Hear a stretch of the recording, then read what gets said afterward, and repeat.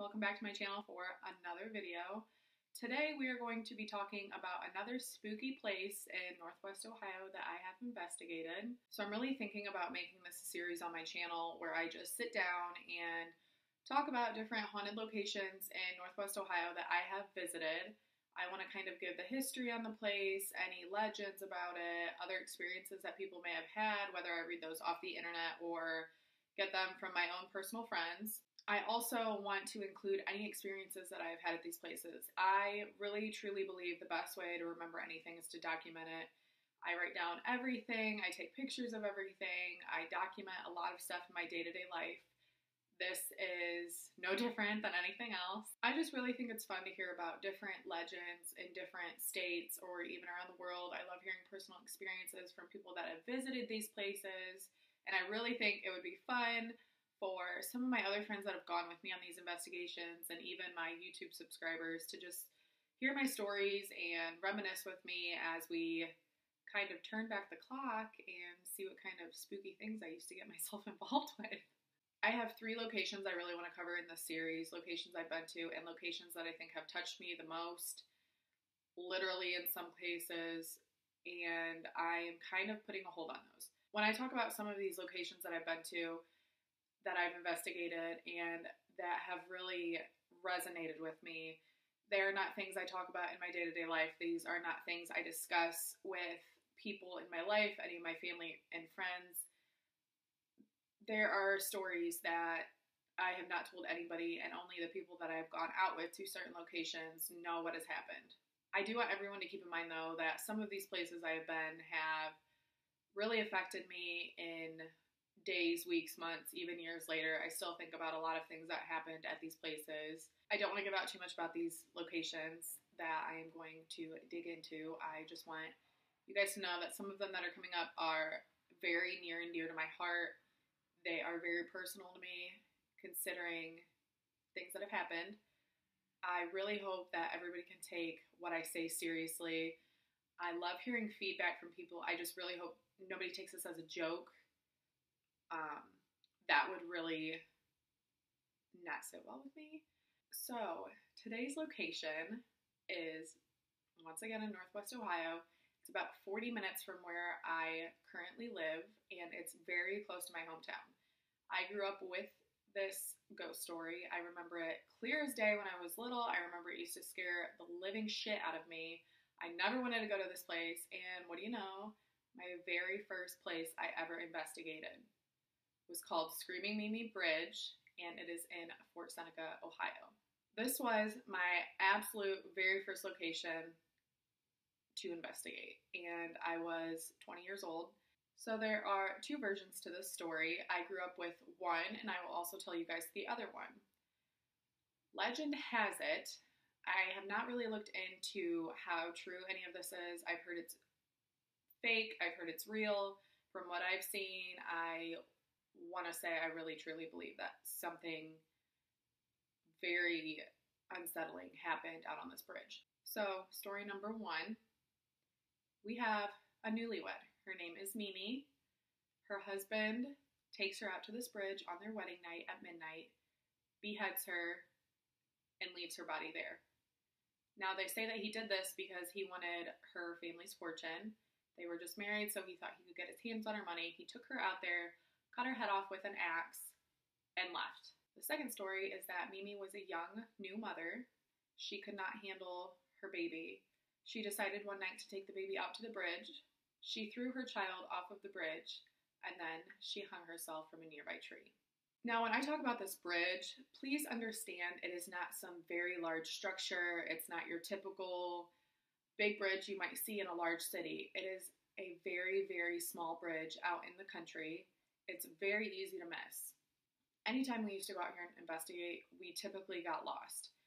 We knew exactly where we wanted to go every time. We just could not remember what road to turn down to get to this place. So we would get off a major state route, take a right, go over a big bridge, take a couple more country roads, find the one that we needed, and we would follow this bridge out. When you go out to this bridge, you are driving down winding roads.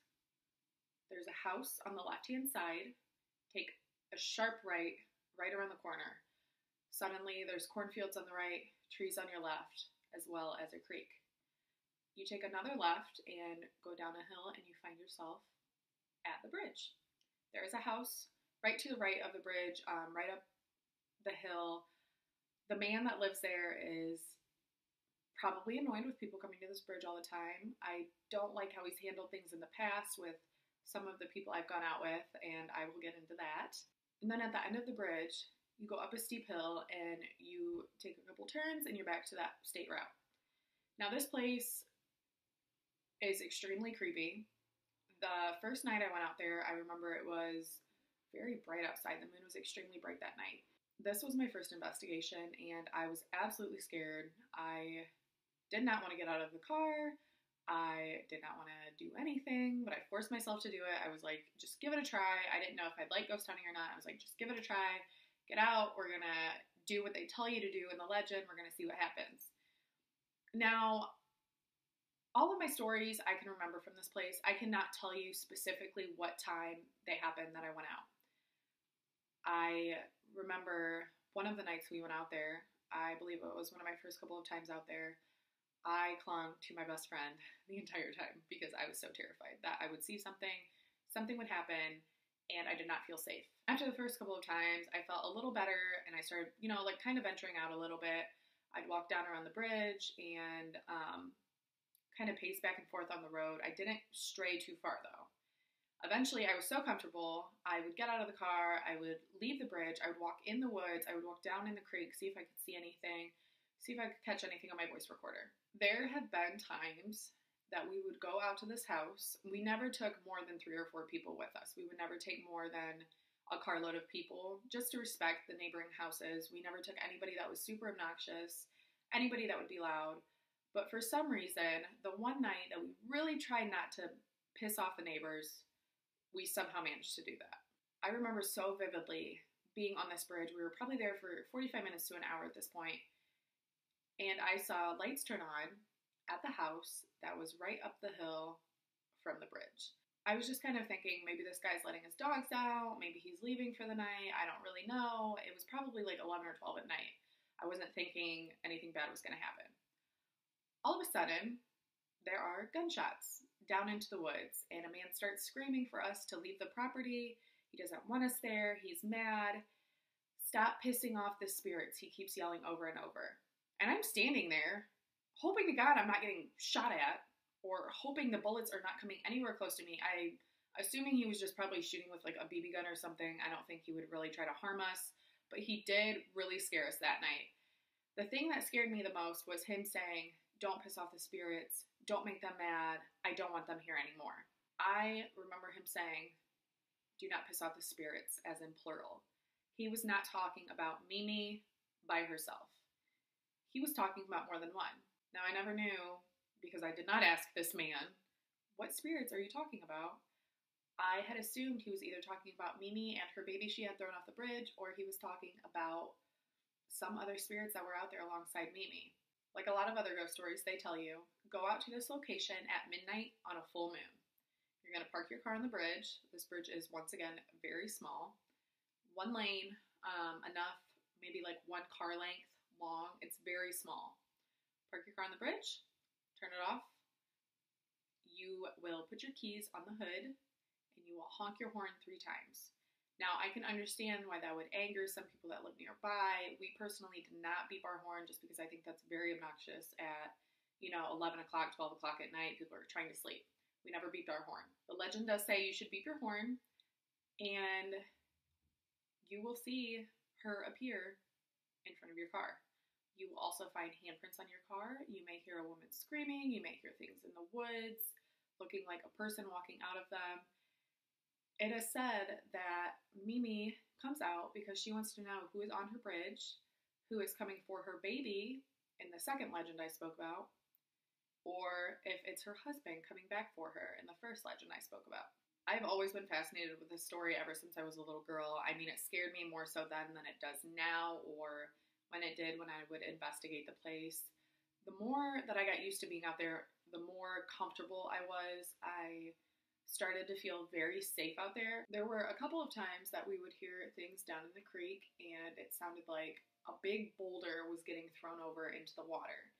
Now, I don't know what that signifies. I don't know. I have no idea what that means. I just remember hearing a boulder drop over the side of the bridge into the water. Now, there were little guardrails on each side of the bridge. It was very easy to lean over and feel like you were going to fall in. Now, it wasn't a very long fall. I mean, it was probably like 5 feet down. It was not far at all, but it's still enough to make you wonder what is coming off of this bridge or what is being dumped in the water. It sounded like a boulder. It sounded like somebody picked up a big boulder and just dropped it straight down into the water. It would make a huge kerplunk. It would be loud, the rocks hitting each other, and it would shatter all of the silence throughout the night. One of my favorite experiences I have ever had has happened on this bridge. There was one night that I feel like I did see her spirit, and it was very emotional. And I don't know how to explain it. I remember standing on the bridge and I was talking to two of my girlfriends. We were whispering, being very quiet, and all of a sudden one of the boys in our group points off to the left-hand side of the bridge, away from our car, and says, "Do you guys see that sitting right there?" I cannot make this up. I would absolutely never make up anything because I take this so seriously. But sitting on the right-hand side of this creek, you could see the very whitish gray figure of a woman in a dress leaning her head over the water. She looked like she was sitting on the edge of the water with her knees pulled up to her chest, her head kind of bobbed over a little bit, and